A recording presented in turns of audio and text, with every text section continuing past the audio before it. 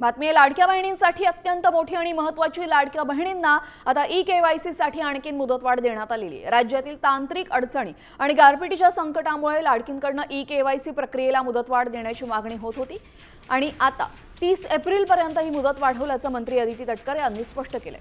त्यामुळे ज्या लाडक्या बहिणींनी ई-केवायसी केलेली नाही त्यांना आणखीन एक संधी मिळणार आहे।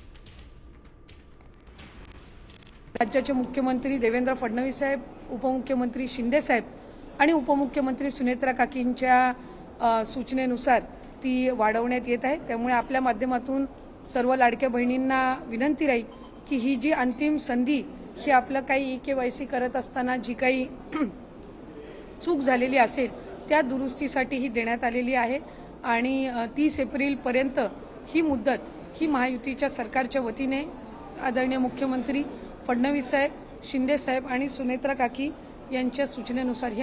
आणि आता वळतो पुढच्या बातमीकडे। राज्यातील लाडक्या बहिणींसाठी आनंदाची बातमी आहे। फेब्रुवारी आणि मार्च महिन्याचा हप्ता एकाच वेळी जमा होणार आहे अशी माहिती सूत्रांनी दिली आहे। लाडक्या बहिणींसाठी अतिशय महत्त्वाची बातमी आहे। बघा, आज आहे सोमवार आणि आता एप्रिल महिन्याचा हप्ता हा यायलाच पाहिजे, कारण आज 27 एप्रिल आहे, सोमवार आहे। 27, 28, 29, 30 असे 4 दिवस आता अवघे उरलेले आहेत एप्रिल महिन्याचे आणि एप्रिल महिन्याचा हप्ता हा सुरू होण्याआधी एक महत्त्वाची बातमी आहे, म्हणजे लाडक्या बहिणी आता बाद होत आहेत। अर्ज पडताळणीमध्ये लाडक्या बहिणी बाद होत आहेत। भरपूर लाडक्या बहिणींचं नाव पात्र लाभार्थीमधून अपात्र लाभार्थी यादीमध्ये टाकलं जात आहे।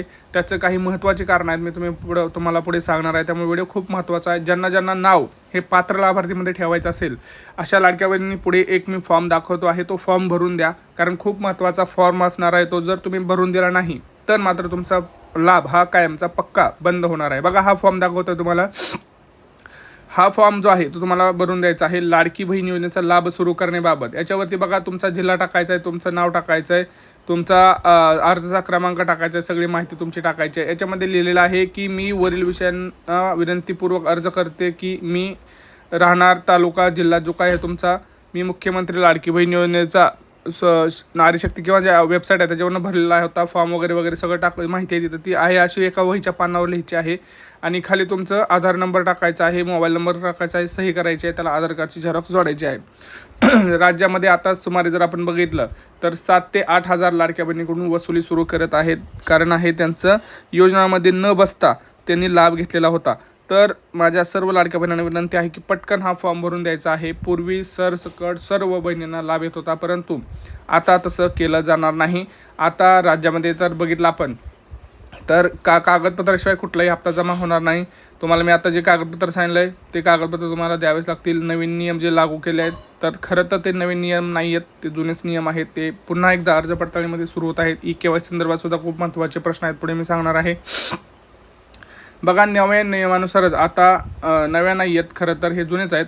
ह्या नियमानुसार पैशाचं वितरण होत आहे। तुम्हाला मी नियम सांगतो आहे ते 4 लक्षात घ्या। पहिलं म्हणजे 4 चाकी घरात असणं, दुसरं म्हणजे कोणी सरकारी योजनेचा लाभ घेत असणं, इतर दुसरं म्हणजे सरकारी जॉबला कोणतरी असणं किंवा इन्कम टॅक्स घरात कोणतरी भरत असणं, 2.5 लाखांपेक्षा उत्पन्न जास्त असणं।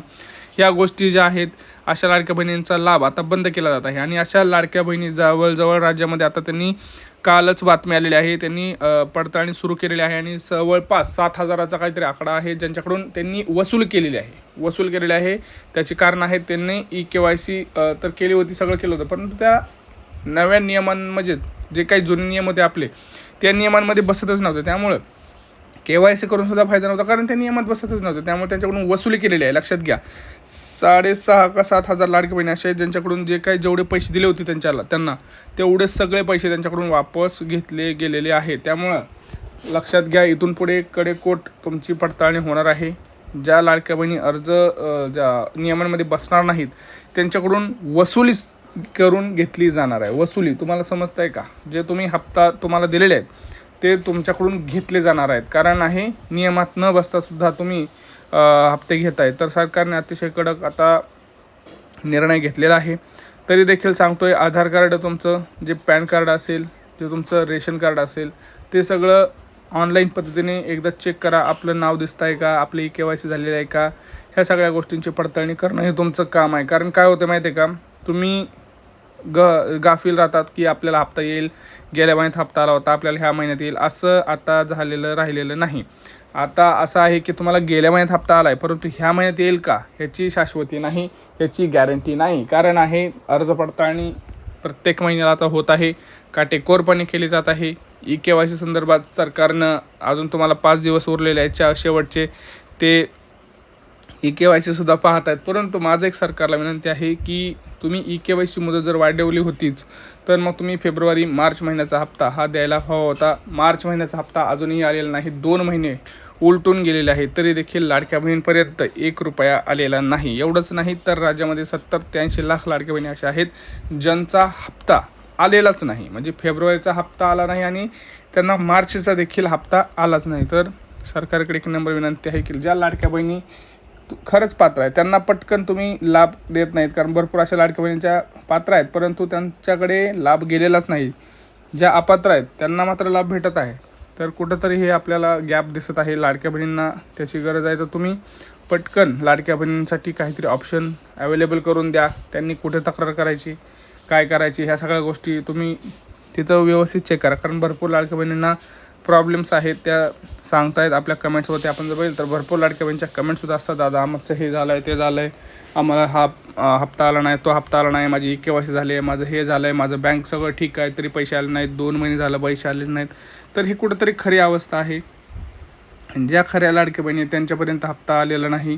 3 महिने झाले मागचे हप्ता आलेला नाही. पहिले येत होते परंतु आता येत नाही. जानेवारी फेब्रुवारी मार्च महिन्याचे हप्ते हे त्या लाडक्या बहिणीपर्यंत पोचलेले नाही आणि त्यांना किंबहुना वगळण्यात सुद्धा आलेलं आहे. भरपूर लाडक्या बहिणीच्या पात्र आहेत त्यांना अपात्रसुद्धा केलं गेलेलं आहे. तर सरकारकडे एक नम्र विनंती आहे की पटकन एकदा लाडक्या बहिणीचं जे काही पात्र यादी आहे ती समोर आणा आणि ज्या लाडक्या बहिणी अपात्र आहेत त्यांना एक संधी देऊन तुम्ही पटकन त्यांना सिद्ध करण्याचा एक चान्स द्यावा की तुम्ही पात्र आहात की अपात्र आहात. त्यासाठी पुनर्अर्ज पडताळणीसाठी विनंती अर्ज सुरू करा. किंवा ज्या लाडक्या बहिणीची EKYC झाली नाही, ज्यांनी EKYC केलीच नाही कधीच, तर त्यांनीसुद्धा त्यांना चान्स द्या. आता बघा आज सोमवार आहे, सोमवार मंगळवार बुधवार गुरुवार 4 दिवसात वितरण व्हायला हवं. कारण आता जर वितरण नाही झालं तर खूप मोठा प्रॉब्लेम होईल. कारण परत 2 महिन्याचे हप्ते पेंडिंगला राहतील. मग परत पहिल्यांदा मार्च महिन्याचा हप्ता येईल, मेच्या महिन्यात नंतर मग जूनच्या महिन्यात एप्रिलचा, असं करत करत हे हप्ते पुढे पेंडिंग पडत जातील आणि मग लाडक्या बहिणींचा कुठंतरी विश्वास हा कमी होत जाईल. त्यामुळं लाडक्या बहिणी जेवढं तुम्हाला साथ दिलं तेवढ्याच तुम्हीसुद्धा दिलेलं आहे. डिसेंबर महिन्यापर्यंत रेग्युलर हप्ते आलेले आहेत प्रत्येक लाडक्या बहिणींना, परंतु जानेवारी महिन्यापासून तिथं लाडक्या बहिणींच्या खात्यामध्ये पैसे यायला कुठंतरी प्रॉब्लेम होत आहे. आधी 1 नंबर पैसे आलेले आहेत सर्व लाडक्या बहिणींना. जानेवारी फेब्रुवारी महिन्याचा हा प्रॉब्लेम झालेला आहे आणि आता मार्च महिन्याचं देखील काय होतं आहे आपण पुढे पाहणार आहोत. तर सरकारकडे एक नम्र विनंती आहे की आपल्या लाडक्या बहिणींकडे थोडंसं लक्ष द्या. त्यांना बाकीचे तुम्ही योजनाचे पैसे आता जसं गॅसचे पैसे आहेत ते अजून आलेले नाही तर ते सोडून द्या, ते जाऊ द्या.